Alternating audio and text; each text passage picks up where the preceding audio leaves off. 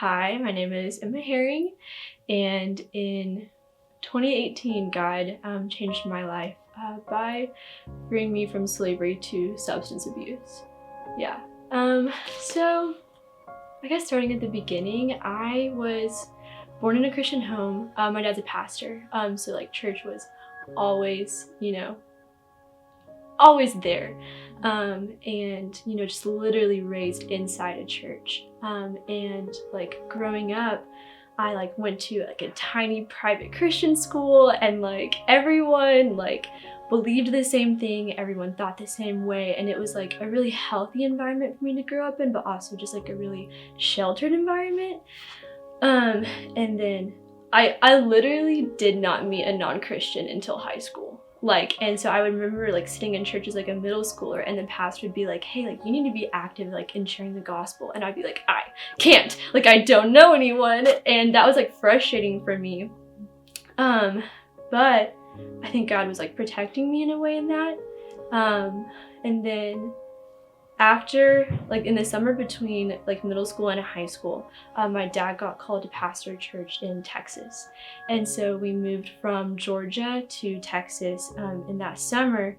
And that was like very difficult for me because like my freshman year, it was like in a new town.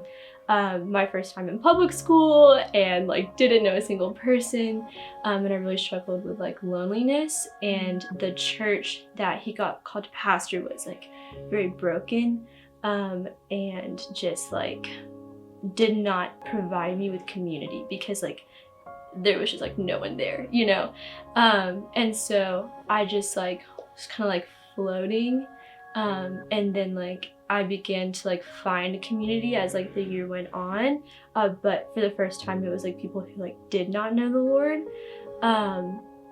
and I don't know, like for the first time, like people were asking me questions that like I had never thought of before, like people from different perspectives, like who didn't like take the things that I knew for granted. They like really challenged me, and so like in that they just started like sowing like seeds of doubt in my heart. Like I remember one time someone asked me like, how could God ask Abraham to murder his child? And like when you frame it from kind of a atheistic perspective, like some of those hard questions like just like grew in my mind to the point where I was just like, I don't even know if God is good anymore. Like, I don't know.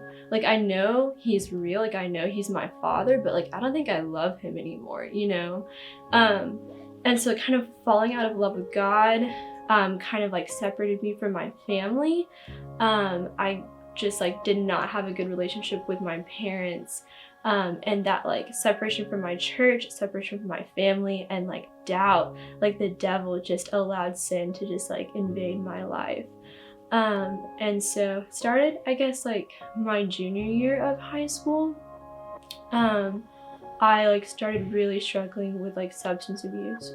So yeah, I like started smoking weed, and my parents found out about it like almost immediately, and they just like freaked out, and they like put a lot of like restrictions on me, and so like I didn't have a lot of access in high school, but like the temptations were like just like a daily battle, and that like desire and temptation like continued on into college, and I kind of saw college as like an escape from my family to just like live in the way that like I wanted to live, in a way that like gratified like my desires, and so like that's how I lived coming into college.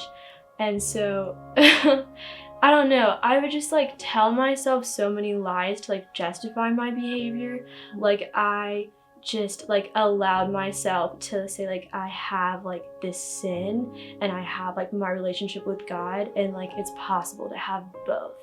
And like I would tell myself like what I do on the weekends doesn't affect how I worship God on Sunday.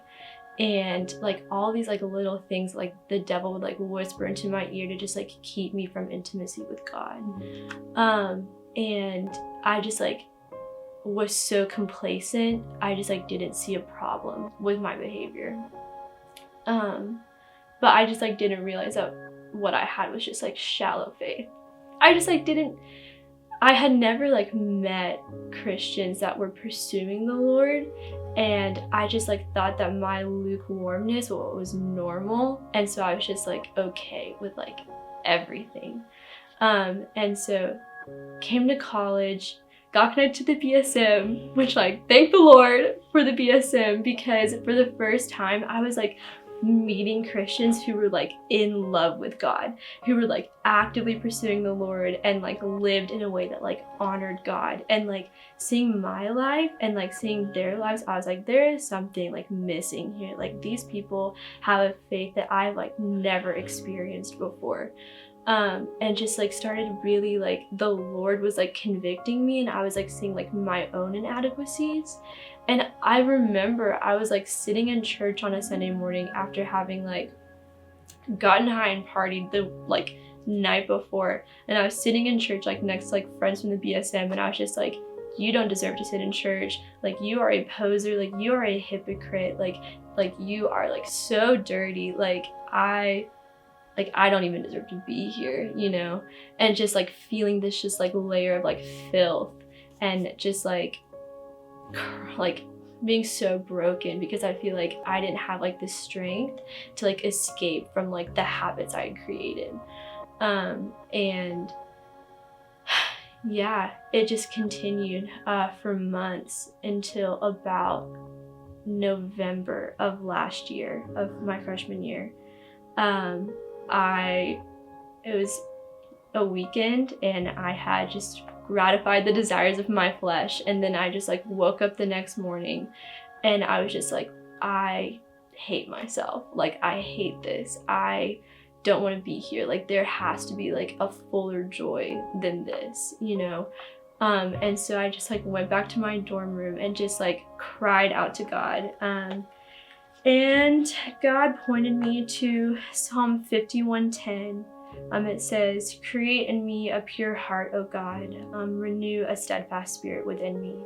And like my words were failing me, like I just like didn't have the vocabulary to just like, I don't even know. So I was just like reading this psalm like over and over again. I was like, God, like please, like I want your heart, like take this heart away from me. Like I don't want to feel the things that I feel anymore. Like just like renew your spirit within me, because like my spirit is so weak. Like I don't have the strength to like say no to these things. And so that kind of started a months long process of God just like taking out my heart and like putting his heart in me. And it was just kind of like a daily like reliance and like dependence on like his strength. And I remember I kind of came to the point where I was like, I have been living in sin so long, I can't even recognize sin anymore because of all the lies that I've told myself. I don't have discernment.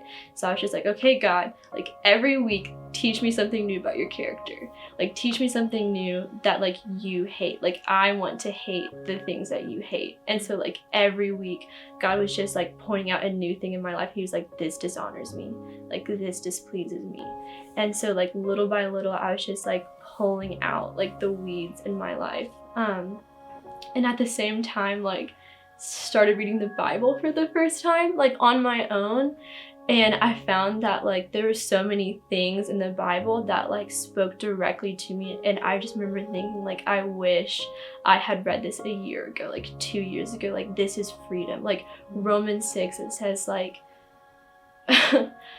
like you are not a slave to sin, like Christ has died, so like why would you go back and live in sin, you know? Like you are a child of God, like you are not enslaved to sin anymore, so like why go on living like you are?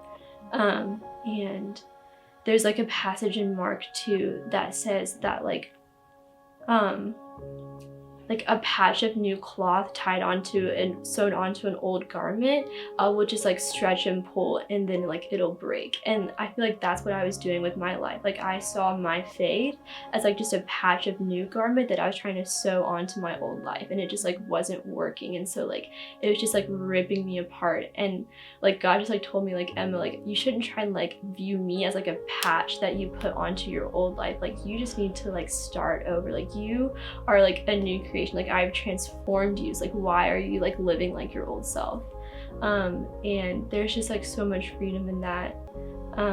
And I've like realized that like the joy that I thought I was experiencing was just like a shallow, like meaningless like happiness that just like passed away like as soon as it was over. But like the joy that like he has brought me into now is like fuller than I could have like ever imagined. And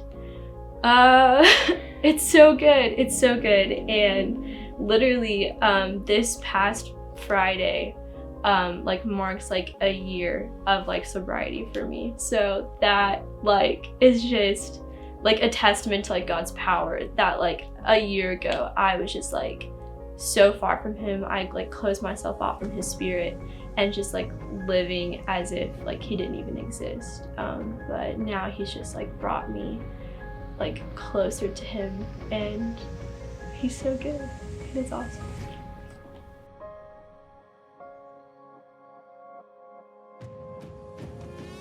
Thank you so much for watching our Behold video series. We are so excited to see how God uses these videos to glorify his kingdom. So if you have a story, or if you know other people who have a story, please feel free to contact me at this email address, because we would love to hear how God has changed your life.